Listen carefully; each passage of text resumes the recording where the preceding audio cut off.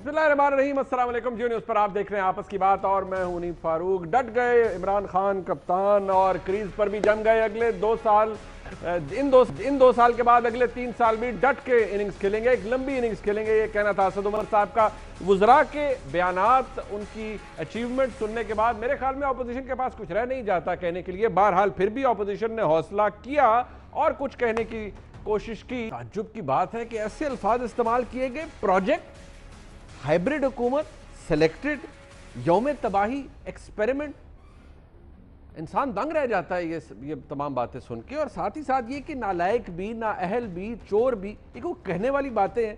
मेहमानों की तरफ चलते हैं, उनसे पूछते हैं कि क्या वाकई ऐसा हो रहा है या नहीं हो रहा है। इस हुकूमत ने जो 4 चांद पिछले 2 साल में लगाए हैं, उससे अपोजिशन को इतना मसला क्यों है। मलिका बुखारी साहबा MNA है, पाकिस्तान तहरीक इंसाफ से मेरे साथ मौजूद हैं। बहुत शुक्रिया आपका। सेनेटर डॉक्टर मुसद्दिक मलिक साहब, पाकिस्तान मुस्लिम लीग नून के मरकज़ी रहनुमा इस्लामाबाद से मेरे साथ मौजूद है। मलिक साहब आपका बहुत शुक्रिया। जनाब आजिज़ धामरा साहब मरकज़ी रहनुमा है, पाकिस्तान पीपल्स पार्टी के फॉर्मर सेनेटर हैं, बहुत शुक्रिया धामरा साहब आपका भी। मलिका बुखारी साहब, आपके पास आने से पहले वैसे तो सर्वेज आए हैं, सैम्पल साइज़ उन सर्वेज का आपको पता होता है। पहले भी सर्वेज आते थे, जब आप अपोजिशन में थे आप भी वो सर्वेज लहराते थे। आज की अपोजिशन वो सर्वेज लहरा रही है, जिसमें बदकिस्मती से हुकूमत की जो ओवरऑल परफॉर्मेंस है उसके हवाले से कोई अच्छा रिजल्ट सामने नहीं आया है। लेकिन कुछ लोगों के तासुरात हमने भी इकट्ठे किए हैं। आपसे सवाल करने से पहले मैं चाहूँगा हमारे ज़रा व्यूअर्स वो भी सुन लें, ताकि ये लाहौर के तासुरात हैं, जो गिने चुने लोग हम जिनसे बात कर सके, उनका क्या है हुकूमत के हवाले से। 2 साल जनाब इमरान खान के हुकूमत मुकम्मल होने के हवाले से सुनिए। मैं तो समझता हूँ 2 साल में तबाही हुई है। जिस चीज़ का उसने नोटिस लेना होता है वो चीज़ समझ लें, जो है ना वो ऊपर की तरफ जानी है। इमरान खान लगता मुखलिस आदमी है, उनकी टीम भी जो है कोशिश कर रही है। एक ड्रामा ख्वाब है जो अभी तक चल रहा है और पता नहीं कब तक चलता रहेगा। हालात महंगाई की तरफ जा रहे हैं, चीनी, आटा, दाल, गोश्त, हर चीज़ को आग लगी हुई है। 1 रुपए का कारोबार में ना इजाफा ही नहीं हुआ, तबाही की तबाही मच गई। एम्प्लॉयमेंट तो बिल्कुल ही नहीं है ना, गरीब की किसी को कोई परवाह ही नहीं है। हम तब्दीली उसको मानेंगे जब रोजगार चलेगा, हम तब्दीली उसको मानेंगे जब लोगों के घर मिलेंगे उसको। बहुत उम्मीदें हैं हुकूमत से, क्योंकि वायदे उन्होंने बहुत किए हैं। अल्लाह ताला वो वायदे पूरे करवाए। अभी तक तो कोई खास डेवलपमेंट नज़र नहीं आई सिवाय महंगाई के। की कीता इन्होंने, महंगाई इन्नी हुई है, चीनी 110 रुपए से चली गई है। कल यकीन करो मेरा इन्ना दिमाग खराब सी कि मैं की करा, किस तरह गुजारा करिए, समझ नहीं आती भाई। हम लोगों ने वोट दिया था कि चीज़ें सस्ती हों और ओवरऑल मतलब चेंज आए, change in term of price increase नहीं, प्राइस डिक्रीज के अंदर। कोई बंदा होना दुनिया में कोई भी मुतमईन नहीं है हुकूमत से। एक फैट लॉट ये समझती है इस सैंपल साइज के मुताबिक, एक आईपोर का सर्वे है, पल्स का सर्वे है, इसमें एक जो बड़ी तादाद है वो ये समझती है कि ओवरऑल परफॉर्मेंस हुकूमत की अच्छी नहीं है। और आज एक सर्वे में ये कहा गया है कि जो अगर मसाइल के हल के लिए कौन मसाइल के हल कर सकता है, तो शहबाज शरीफ साहब इमरान खान साहब से भी ऊपर नज़र आते हैं। एक सर्वे में ये सवाल पूछा गया है कि अगर अगले हफ्ते इंतखाबात हों तो किसको वोट दिया जाएगा, तो 28% का जवाब ये है कि वो PMLN को वोट देंगे, 24% हुकूमत को। लेकिन एक फैक्ट ये भी है कि कोई भी इनकम्बेंट हुकूमत हो उसकी पॉपुलैरिटी शायद अफेक्ट होती है, इनकम्बेंसी एक फैक्टर है। मलिका बुखारी साहबा, इतनी लंबी तफसील और माशाल्लाह वुज़रा ने गिनवाई, आई एम श्योर आपके पास भी एक लंबी लिस्ट होगी, you are always very well prepared, but लोग आपसे खुश क्यों नहीं हैं? लोग क्यों ये कहते हैं कि जी खराब हो गए, काम खराब हो गया? वो पंजाबी में कहते हैं जी लुटे गए, कोई हाल नहीं रहा साडा। Thank you Munib. देखिए पहली बात तो ये कि जहाँ तक सर्विस की बात है, देखिए 2017 में भी एक सर्वे हुआ था जिसके अंदर पाकिस्तान मुस्लिम लीग नवाज़ की हुकूमत की हिकमत अमली और इनकी पॉपुलैरिटी के बारे में अवाम ने कहा था कि 42% लोग सिर्फ सेटिस्फाइड हैं इनकी परफॉर्मेंसेस का। मतलब है कि 58% लोग गैर मुतमईन थे। इसके अलावा 58% लोगों ने हालिया कहा था कि वज़ीर आज़म इमरान खान की परफॉर्मेंस से सेटिस्फाइड हैं। तो जो सर्वेज होते हैं, जो आप हालिया सर्वे बता रहे हैं, 1200 लोगों पर मुश्तमिल था, कोई भी सर्वे 22 करोड़ आवाम की जो ख्वाहिशात हैं या जो 17 मिलियन लोगों ने पाकिस्तान तहरीक इंसाफ को वोट दिया, उनकी राय जो है उसके ऊपर मुसलत नहीं हो सकते। लेकिन ठीक है, सर्वेज आते हैं और जो हुकूमत वक्त होते हैं उनको उसको बारीकी से देखना चाहिए। लेकिन जहाँ तक हम जानते हैं, जहाँ तक हमारी हिकमत अमली है, जहाँ तक हमारी परफॉर्मेंस है, हमारे अदद शुमार के मुताबिक और जो हमें आवाम से फीडबैक मिल रहा है, हमारे अपोजिशन के मोहतरम रहनुमाओं की मिसलीडिंग स्टेटमेंट्स के बावजूद, वो ये है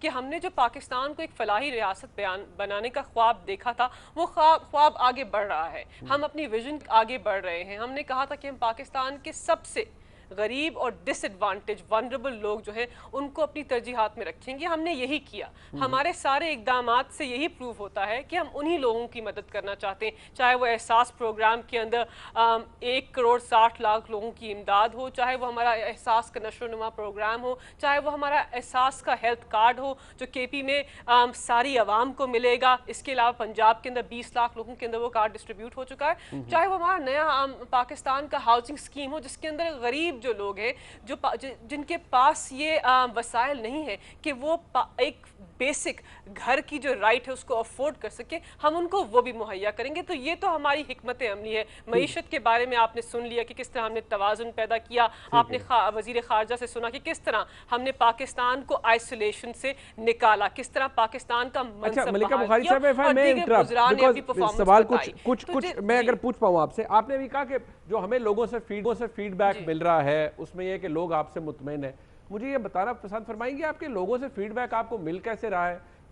ऑफ लेट तो ना कोई बाई इलेक्शन हुआ है, ना कुछ कहीं को हुकूमत तब्दील हुई है, आपको ये फीडबैक कहाँ से मिल रहा है? अगर सैंपल साइज आप दुरुस्त फरमा रही हैं कि किसी का 4,000 है, 1,500 है, 1,200 है, फेयर एनफ, बट आपको फीडबैक कहाँ से मिल रहा है ये कि आपकी हुकूमत बहुत अच्छा काम कर रही है? देखिए मुनीब, बात ये है कि जो बयानियाँ पाकिस्तान मुस्लिम लीग नवाज और पाकिस्तान पीपल्स पार्टी बना रहे हैं वही बैरोमीटर नहीं है, वही वो इंस्ट्रूमेंट नहीं है, वही वो इशू नहीं है जिससे पाकिस्तान तहरीक इंसाफ अपनी हिकमत अमली को नापेंगे। ये नहीं हो सकता कि हम जिस दिन हुकूमत में आए उसी दिन हमारी परफॉर्मेंस को देखे बगैर ये ऐवान के अंदर नारे लगाएं कि हम ना अहल हैं, नालायक हैं, ना तजुर्बाकार हैं, उसी दिन ये कह दें कि हम चोर हैं। जिस दिन हमने हुकूमत शुरू ही नहीं की थी उस दिन से इनकी ये हिकमत अमली है, उस दिन से इनका ये बयानिया है, बिकॉज ये इस 2 पार्टी सिस्टम से मुस्तफीद हुए हैं। इन्होंने निजाम को अपने लिए इस्तेमाल किया, मैं आपको बता रही हूँ, लेकिन हमने निजाम जज करूंगा ना जी, सवाल पूछूंगा, सबसे गरीब इनको छोड़ दीजिए, इनको छोड़ दीजिए। मैं सिर्फ मुझे बता दें, मैं आपको बता रही हूँ, एक सेकंड, मैं आपके लिए आसान हो जाएगा। देखिए दो मेन बड़ी बात आपने बताया ना जी, मैं अगर मुझे सवाल पूछने दीजिएगा, शुमार को देखेंगे, मैं आपके लिए आसान हो जाएगा। आपने फरमाया अभी कि आप वो नया पाकिस्तान हाउसिंग स्कीम है नौकरियों के हवाले, मुझे सिर्फ चले मैं बाकी बैरोमीटर्स छोड़ दें, आप कोविड को भी बीच में से निकाल दें, 2 साल हो गए हैं, 3 साल रह गए हैं, मुझे क्या आप ये बता सकती हैं? आप माशाल्लाह आप तो खुद पार्लियामेंट्री सेक्रेटरी हैं लॉ की, आपकी इंटरेस्ट भी है, आपको पता भी चलता है, अगले 3 साल में 50 लाख में से कितने घर बन जाएंगे? अगले 3 साल के अंदर कितनी नौकरियां लोगों को मिल जाएंगी? कोई अंदाजा है हुकूमत को? देखिए मुनीब, बात यह है कि बारीकी से अगर आप हमारी आगे की हिकमत अमली को देखें, हमें हमसे प्रोजेक्शंस इस वक्त टॉक शो में मांगे वो मैं आपको नहीं दे सकती। मैं आपको ये बता सकती हूँ कि जो हमारी मैनिफेस्टो कमिटमेंट्स थी, जो हमारा नज़रिया था, हम उसके मुताबिक हमने उन प्रोग्राम्स का अजरा कर दिया है।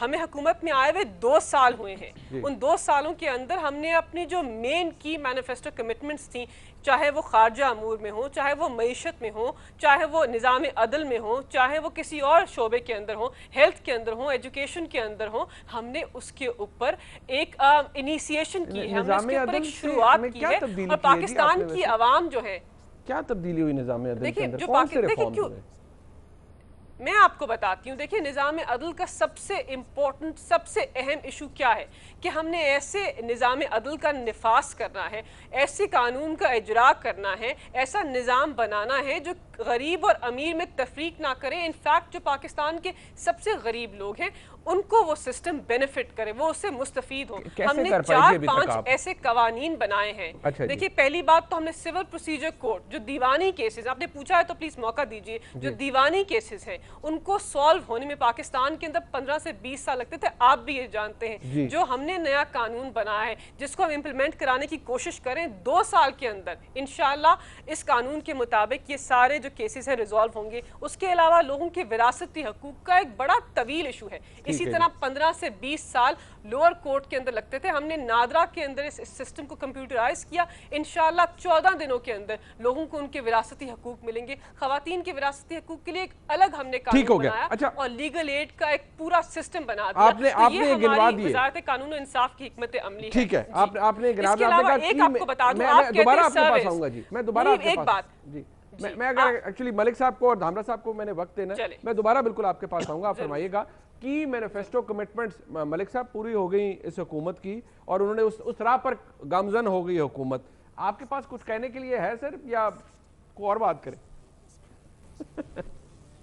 नहीं, मेरे ख्याल में या तो 2-4-5 मिनट की खामोशी इख्तियार करते हैं या कोई और बात करते हैं हुकूमत की। सर कहने के लिए कुछ नहीं है जनाब के अगर आप अगर कश्मीर के ऊपर 5 मिनट की खामोशी कर सकते हैं तो इस हुकूमत की परफॉर्मेंस पे कम से कम 1 मिनट की खामोशी तो ज़रूर इख्तियार करनी चाहिए पूरे पाकिस्तान को। इससे ज़्यादा क्या हम सेलिब्रेट कर सकते हैं हुकूमत की जो परफॉर्मेंस है उसको। और आप भी भोले आदमी हैं, यहाँ वहाँ के सर्वे उठा के कहते हैं इससे पूछ लें उससे पूछ लें, हम गए हमने इससे पूछा। भाई आपके पूछने से क्या होता है, आप शीरी मज़ारी से पूछ लें, वो आपको हुकूमत की परफॉर्मेंस बता देंगी। अभी मलिका साहिबा ने इतना जिक्र किया 5 मरतबा फॉरेन पॉलिसी का, तो ज़रा फॉरेन पॉलिसी पे तबसरा जिस तरह कश्मीर को एक एक ईंट करके बेचा है वो हमसे मत पूछिए, आप शीरी मज़ारी साहिबा से पूछ लीजिए उन्होंने कल क्या कहा है। भाई वो हमारी पार्टी की तो नहीं है। आप खामखा सड़कों पे जाके लोगों से पूछते आपका क्या ख्याल है, फवाद चौधरी से पूछ लें, वो आपको बता देगा कि क्या हुकूमत की परफॉर्मेंस है, किस तरह टेक्नोक्रेट बैठे हुए हैं, कौन कौन बैठा हुआ है, कौन से गैर मुंतखब लोग जो हैं वो कैसे इलेक्टेड मेम्बरान जो हैं उनको हल्कान कर रहे हैं और एक ढेले की डेवलपमेंट नहीं होने दे रहे।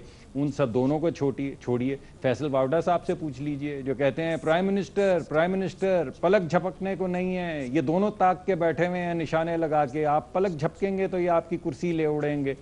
और राजा रियाज साहब वगैरह वगैरह वगैरह वगैरह छोड़ दें, आपने खामखा बाहर से जाके सैंपल किया, वक्त ज़ाया किया। अच्छा, ये मैं ज़रूर मानता हूँ कि सबसे बड़ी तब्दीली जो है वो निज़ाम अदल में आई है, ये मैं मानता हूँ। अच्छा। ये मलिका साहिबा ने सही कहा। नवाज शरीफ साहब जेल, शहबाज शरीफ साहब जेल, मरियम साहिबा 2 मरतबा जेल, हमजा साहब अभी तक जेल, शाहिद खाकान अब्बासी जेल, एहसन इकबाल साहब जेल, ख्वाजा साद रफ़ीक साहब जेल, ख्वाजा सलमान रफ़ीक साहब जेल, मिफ्ता इस्माइल साहब जेल। तो 2-4 बच्चे हैं जो आपके प्रोग्राम में आ जाते हैं, वो भी मेहरबानी है मलिका साहिबा की कि हम यहाँ आ जाते हैं, वरना हो सकता है धामरा साहब भी पकड़े जाएं पहले इंशाल्लाह और उसके बाद मेरी शायद बारी आ जाए। तो बात यह है कि निज़ाम अदल में जो आई है तब्दीली वो सबके सामने ज़रूर है और धामरा साहब अब अपनी लिस्ट आपको बताएंगे कि उनकी पार्टी में से कौन कौन जेल है। ये अदल ज़रूर आया है। हाँ, EOBI वाले वो बाहर हैं, NICL वाले वो बाहर हैं, BRT वाले वो बाहर हैं, वो मालिन जब्बा वाले वो बाहर हैं। आपके गुनाह इतने होंगे ना बड़े मलिक साहब आपके और आपके कायदीन के कि वो जेल के अंदर है। सर ये बात तो माने भाई, मैं ये देखिए इस वक्त आपकी इंटेरोगेशन में हूँ तो इसी वजह से तो एतराफ़ी बयानात दे रहा हूँ। हम तो सुन रहे हैं, उनको तो मालूम है।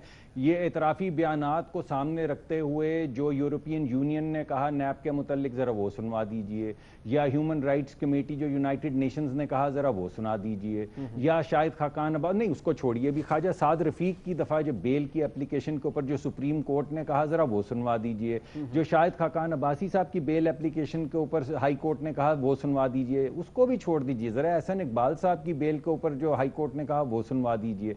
हम पर उसका हुकूमत से कोई ताल्लुक तो नहीं है आपकी इस वक्त इंटेरोगेशन जी बिल्कुल नहीं है, सर, सवाल नहीं पैदा होता। यानी वो जी बिल्कुल वो खुफिया कागजात जिनको एविडेंस कहा जाता है, हुकूमती वजीर शाम को आपके टेलीविजन स्टेशन पे आके आहिस्ता आहिस्ता चलवाते हैं, उन पर बड़े बड़े दायरे बने होते हैं। उसके बाद जब वो 1.5 साल गुजर जाता है तो पता चलता है कि रेफरेंस नहीं दाखिल हो सका। फिर सब पूछते हैं कि यार वो 1,80,100 करोड़ अरब रुपए की जो करप्शन हुई थी वो कागजात क्या हुए, वो अदालत में क्यों नहीं पहुंचे? अच्छा। वो कहते हैं प्रोसिक्यूशन खराब है, इस वजह से नहीं पहुंचे। और फिर आपको वजीर आजम साहब ने बताया, कहता था जेल में डाल दो, मैंने डाल दिया, ये तो आज़ाद नैब की निशानी है। फिर उन्होंने किसी के मुतल्लिक गालिबन किसी ने कहा कि मूंछों से पकड़ के जेल में डालूंगा तो 35 किलो हेरोइन निकल आई, तो ये तो इंडिपेंडेंस की निशानी है। उसके अलावा वजीर जो है वो हमें टेलीविजन पे आके बताते हैं कि सर वो देखे हफीज शेख साहब ने फरमाया, असद उमर साहब ने फरमाया कप्तान बिल्कुल तैयार है क्रीज पे लंबी इनिंग्स खेलेंगे। आप कुछ किसी अच्छी बात का भी सर जिक्र कर देना, trade deficit, current account deficit कम हुआ, को कर्जा जात की अदायगी हुई। सर उधर तो आप आते ही नहीं, कोई बात ही नहीं करते, माने ना फिर क्या हुकूमत ने। जी मैं बिल्कुल नहीं, ये आपकी बात सही है, मैं माफ़ी चाहता हूँ, मुझसे गलती होगी, मैं जिक्र नहीं कर सका मईशत का। तो आम आदमी, गरीब आदमी की ज़िंदगी में सबसे अहम चीज़ होती है नौकरी। नौकरी मिलती है दो चीज़ों से, तरक्की की शरह से और हुकूमत के जो खर्चे होते हैं, ये इंफ्रास्ट्रक्चर, जिस तरह हमारे ज़माने में सड़कें बनती थीं या बिजली के कारखाने लगते थे, तो अब वो देख लीजिए तरक्की की शरह भाई 6% पे छोड़ी थी, अब मनफी में चली गई। पहले साल गई, वैसे तो इन्होंने क्लेम किया 3.7% है, निकली 1.9। झूठ तो हम बोलते हैं मगर गलती इनसे हो गई। दूसरे साल भी कोरोना से पहले 1.9% और अब मनफी में, तो लोगों को कहाँ से नौकरी मिलेगी? वो ऐसी एक मईशत जो सुकड़ रही हो, वहाँ से लोगों को नौकरी कैसे मिलेगी? और 1000 अरब का हमने तरक्याती मंसूबों का बजट बनाया था, जिसमें से 750 अरब तकरीबन खर्च हुए थे। इन्होंने 550 या कुछ बनाया, जिसमें से 500 से कम खर्च हुए। तो लोगों को नौकरी कहाँ से मिलेगी? दूसरे लोगों को मसला होता है कि महंगाई ना हो जाए, हमारे बच्चों की पूरी बन पाए, हम माँ बाप की खिदमत कर सके। तो महंगाई का आलम आपके सामने है कि हमने 4% पे छोड़ा था, ये पहले 14 पे ले गए, अब फिर 9 पे ले आए हैं। और उसके अलावा जो खाने की महंगाई है, खाने की चीज़ों की महंगाई है, वो पिछले साल तो आपको याद होगा कि 90 से लेकर 100% तक बढ़ गई थी, और इस साल वो मेरे ख्याल में 17-18%। ये बात भी तो मैं वो नहीं बात कर रहा कि सर मैं बसत एहतराम, मैं जरा धामरा साहब से भी मैंने पूछना है। एक बात तो ये फैक्ट है धामरा साहब, मैं आपका तफसीली जवाब यकीनी तौर पर आपके पास भी बहुत कुछ है, फिर हम मलिका बुखारी साहब से भी पूछेंगे। आम आदमी के लिए ज़्यादा अहम ये मैक्रो इकोनॉमिक के फिगर्स या माइक्रो इकोनॉमिक के फिगर्स है, उसके लिए रोटी, उसकी नौकरी, इन चीज़ों की ज़्यादा अहमियत है। धामरा साहब से हम सवाल पूछेंगे, एक क्विक ब्रेक लेते हैं, वापस आते हैं, हमारे साथ रहिएगा।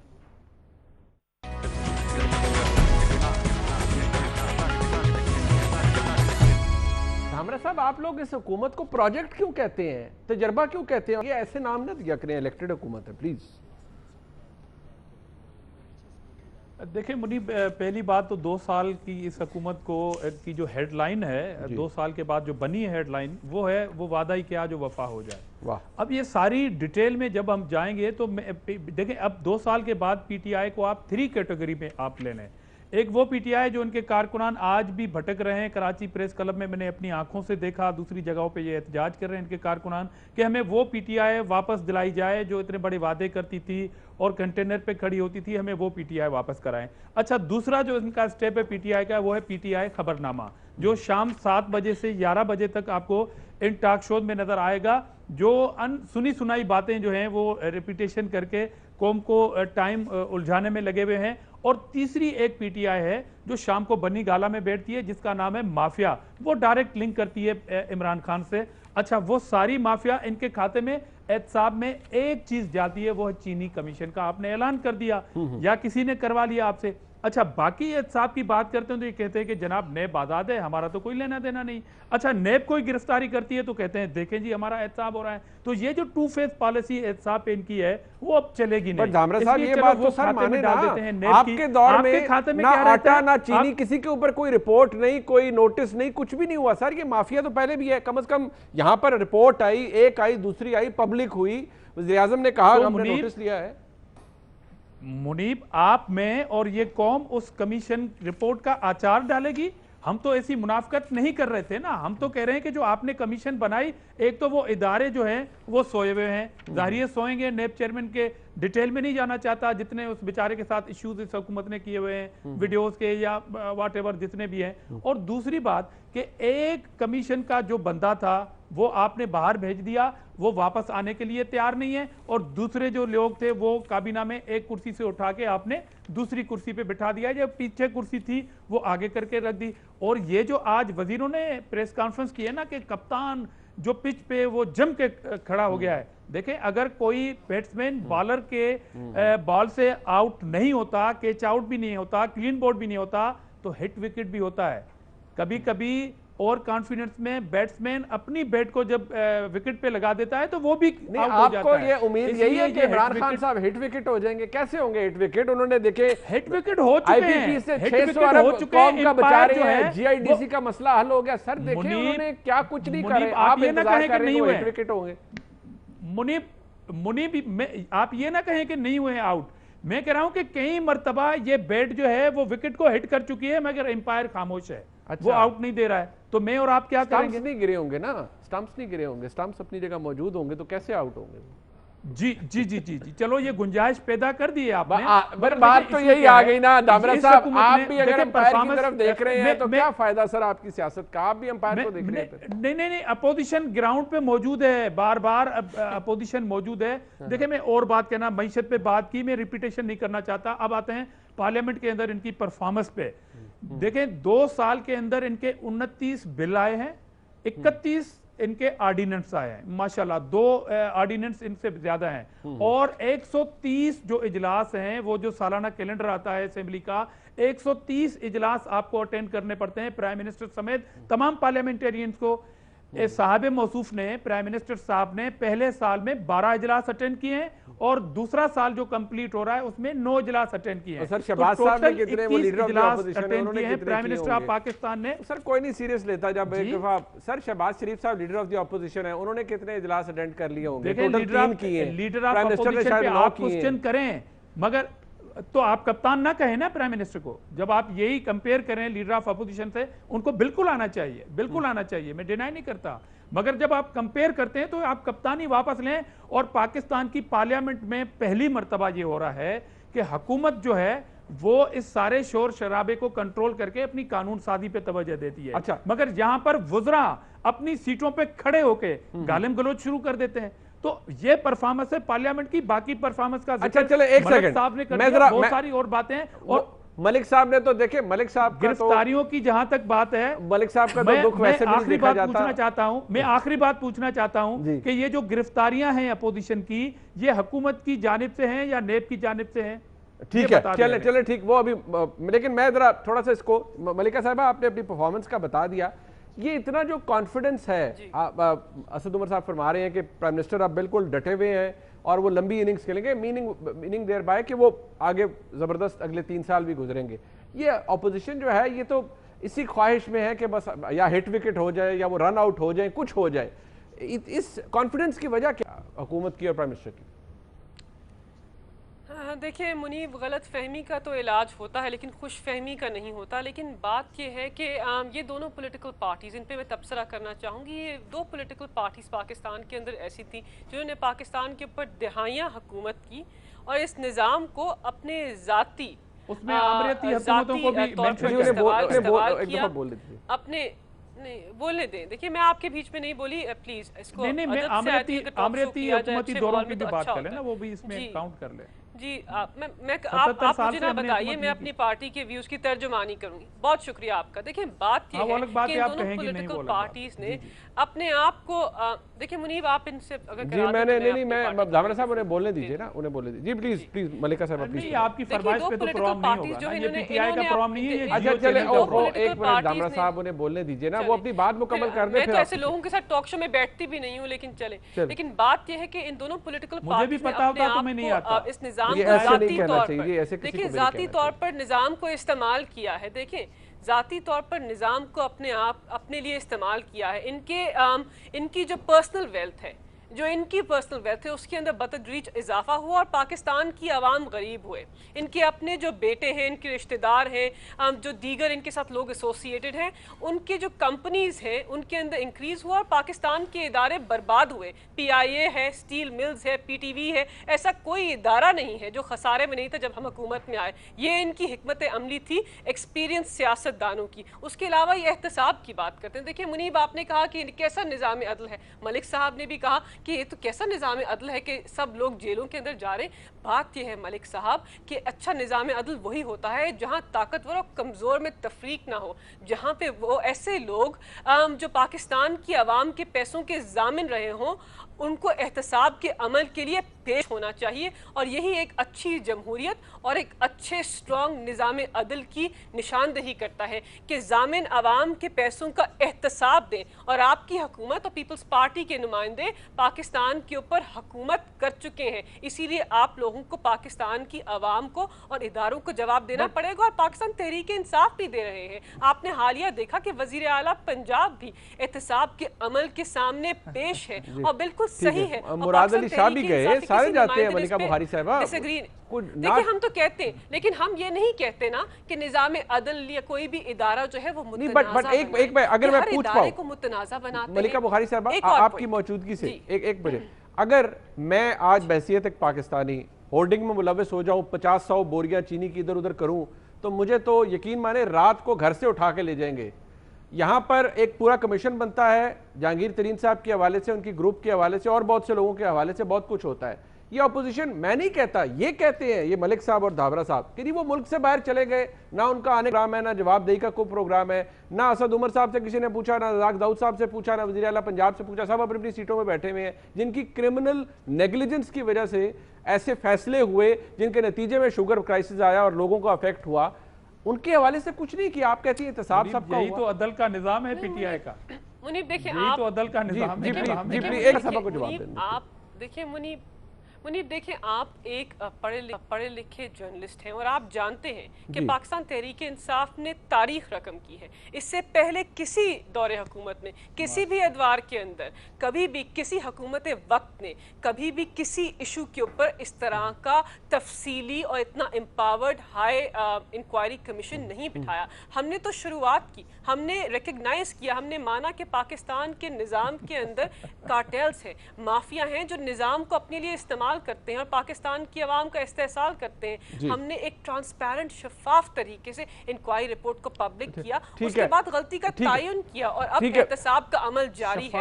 अच्छा चलिए मलिका साहब, क्योंकि वक्त खत्म हो रहा है, मैं जरा मलिक साहब का पॉइंट ऑफ व्यू ले लूं। आपकी बात है, एक्चुअली मैं थोड़ा वक्त कम है। मलिक साहब, यही पाकिस्तान की हुकूमत ने तारीख रकम की है, योर वर्ड्स जी, मेरा वक्त कम है सर, जरा सॉरी जी। मैं आपको बाकी चीज़ें तो बता ही चुका हूँ। अभी इन्होंने कहा कि इन्होंने इदारे तबाह कर दिए। जब ये रियासती इदारे, स्टेट ओन्ड एंटरप्राइजेज जिनको कहते हैं, जब हम गए थे तो 1200 अरब का कर्जा था उनके ऊपर, अब 2100-2200 अरब का हो चुका है। इदारे हमने तबाह कर दिए। जब हम गए थे तो 5 साल के अंदर जो सर्कुलर डेट इकट्ठा हुआ था वो तकरीबन 1200 कुछ अरब रुपए का था इनके मुताबिक। हमारे मुताबिक तो 1100 अरब का था, इनके मुताबिक 1200 कुछ अरब का था। अब वो 2280 अरब का हो चुका हुआ है। तो इदारे भाई किसने तबाह कर दिए? आप किसी नुक्ता नज़र से देख लें। पोलियो के हम केसेस छोड़ के गए थे 8, एक ऐसा मर्ज जो लोगों की ज़िंदगियां तबाह कर देता है। इस वक्त तकरीबन 70 के करीब पाकिस्तान में केसेस हैं, दुनिया में सबसे ज़्यादा 68 केसेस हैं टू बी प्रिसाइज।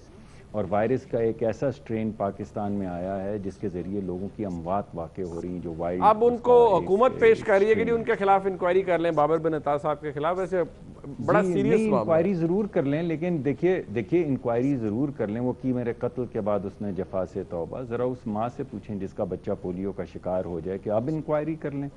और अभी कल पार्लियामान के फ्लोर के ऊपर एक हमारी सेनेटर साहिबा जो हुकूमत से जिनका ताल्लुक है, उन्होंने कहा कि अभी तो आपको पता ही कुछ नहीं है, हमने तो इम्यूनाइजेशन ही नहीं की कोरोना की वजह से।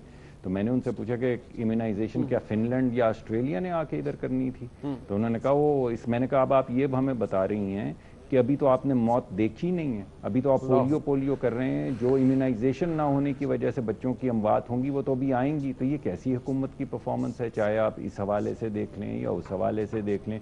टैक्स के हवाले से खान साहब कहा करते थे कि अगर हुक्मरान चोर हों तो लोग टैक्स नहीं देते। लो भाई, यानी 40-50% रुपए की कीमत में कमी कर दी और टैक्स उतने का उतना जितना हम छोड़ के गए थे 2018 में, 2019 में भी उतना, 2020 में भी उतना। और इस साल नंबर्स फज किए हैं, 100 अरब फज किया है विद होल्डिंग टैक्सेस। वो एक स्पेशल प्रोविजन टैक्स के अंदर से निकाल के टैक्स ज़्यादा दिखाने के लिए। क्या मामलात हैं? कैसे मुल्क चल सकते हैं कि ना आपसे टैक्स इकट्ठा होता है, ना आपसे एक्सपोर्ट बढ़ती है। हाँ, इंपोर्ट आपने घटाई है, ये क्रेडिट आपको मिलना चाहिए। उसकी कुर्बानी आपने घटाने के लिए आपने जीडीपी की कुर्बानी दी। आपने कहा ना रहेगा बांस ना बजेगी बांसुरी, तो मुल्क की मैशत ही ख़त्म कर दो तो इंपोर्ट नीचे आ जाएगी। भाई एक्सपोर्ट ऊपर गई होती तो कोई बात करते। ठीक सर, बिल्कुल ठीक, बिल्कुल सर, वक्त खत्म हो गया मेरे पास। धावर साहब, बिल्कुल सर, लास्ट 5 सेकंड है। ये जाएंगे कहीं नहीं, इन्होंने इधर ही रहना है और लंबी इनिंग्स खेलेंगे। सर आप तैयार हो जाएं। जनाब, मैं तो अदल की ये बात कह रहा हूं कि जितनी शफाफियत से इन्होंने चीनी कमीशन बनाई, उतनी ज्यादा शफाफियत से इन्होंने जहांगीर तरीन को कमीशन लेके बाहर भेज दिया। और मैं आखिरी बात ये पूछना चाहता हूं कि अदल आपका कहाँ गया कि आपकी अलीमा बाजी ने जब वो सिलाई मशीन से जो प्रॉपर्टी बनाई, चलो बना दी, वो बाहर कैसे गई?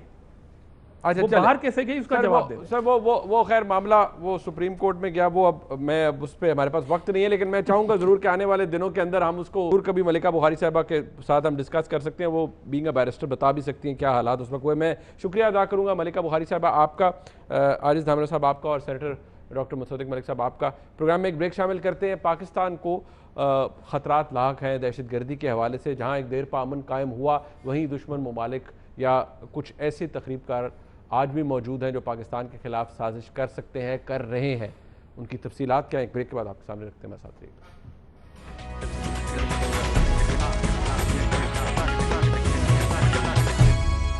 कुछ दिन कबल पाकिस्तान की अफवाज की तरफ से ये बाकायदा तौर पर कहा गया, और जो कि दुरुस्त भी है, कि इस वक्त पाकिस्तान में अल्हम्दुलिल्लाह किसी भी टेररिस्ट ग्रुप की कोई ऑर्गेनाइज्ड एक्टिविटी नहीं है, वो किसी जगह इकट्ठे नहीं हो सकते।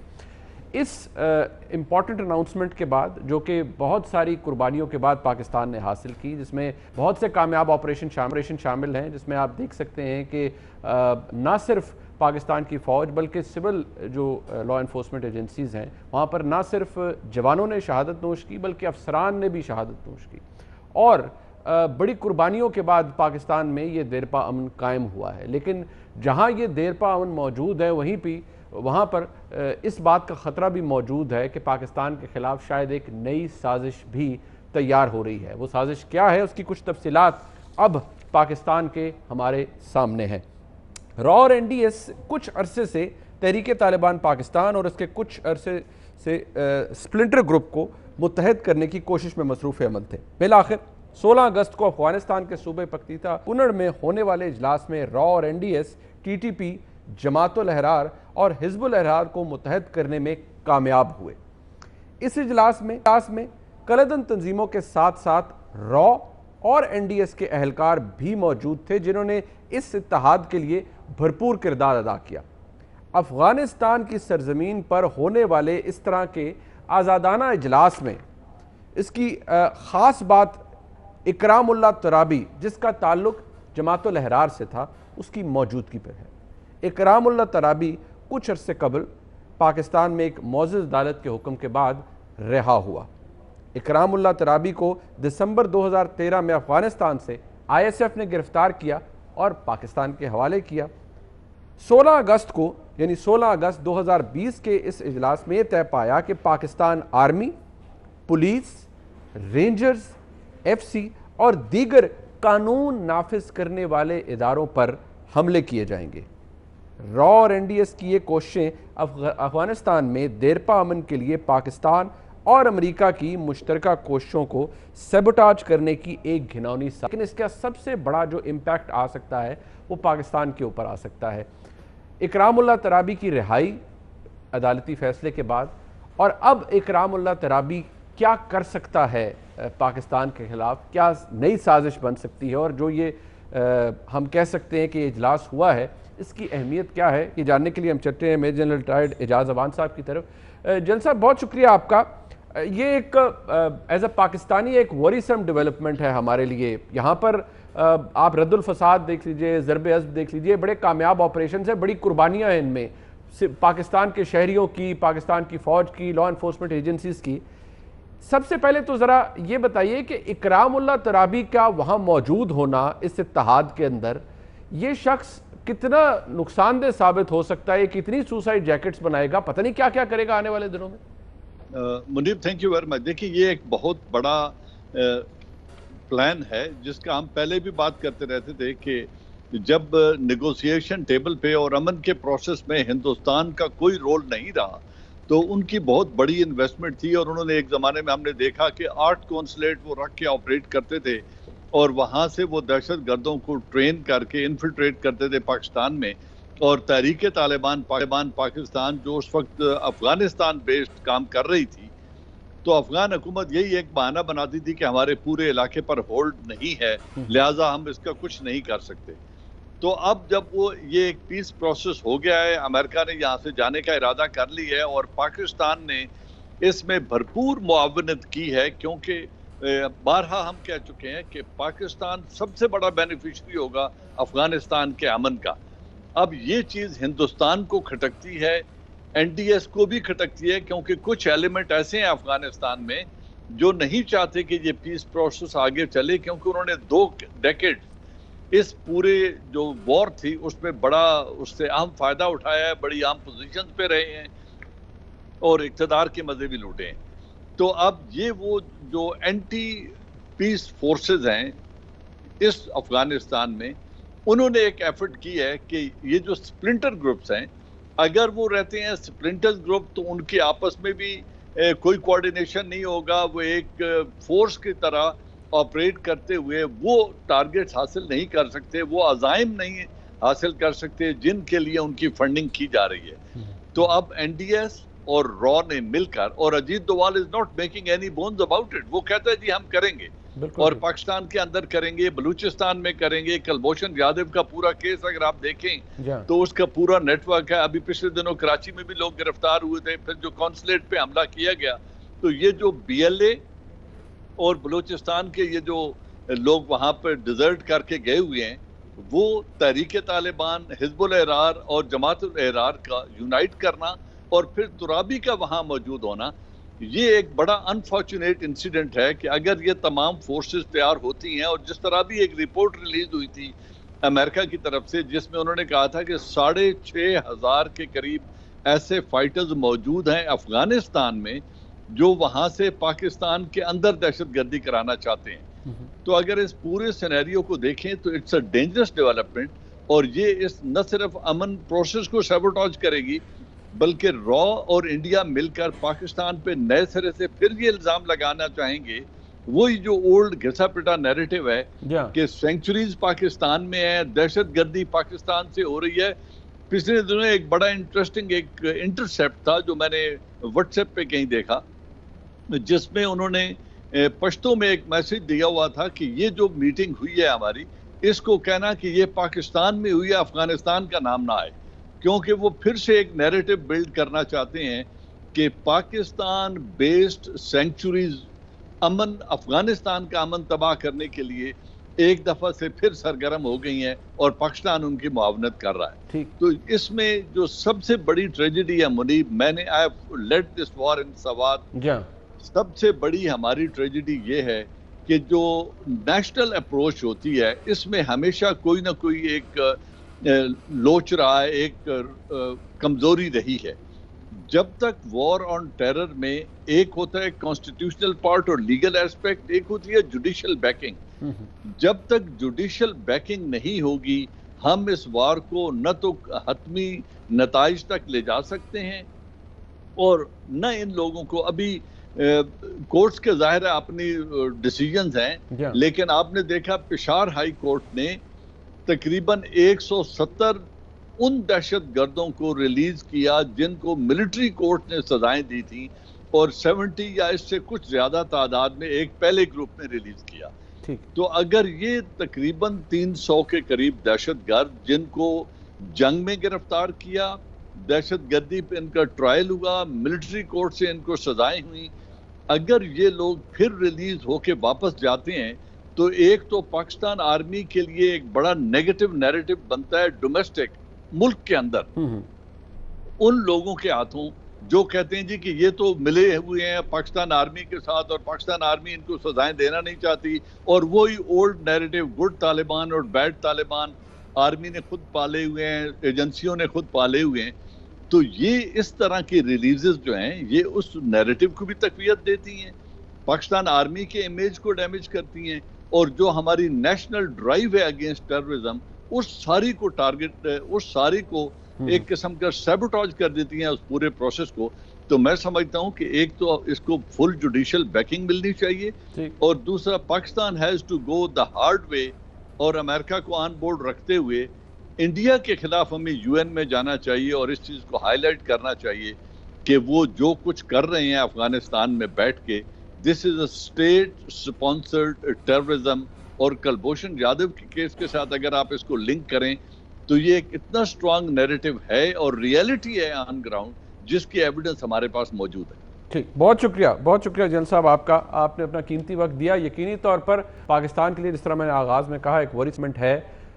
ये अमन जो आज पाकिस्तान में मौजूद है, इसके पीछे बहुत सी कुर्बानियाँ हैं, पाकिस्तानी शहरियों की कुर्बानियाँ हैं, पाकिस्तानी फ़ौज के अफसरान और जवानों की कुर्बानियाँ हैं, लॉ इन्फोर्समेंट एजेंसी के बहुत से अफसरान जिन्होंने इस जंग के अंदर अपनी जानों का नजराना पेश किया है, उनकी कुर्बानियाँ हैं।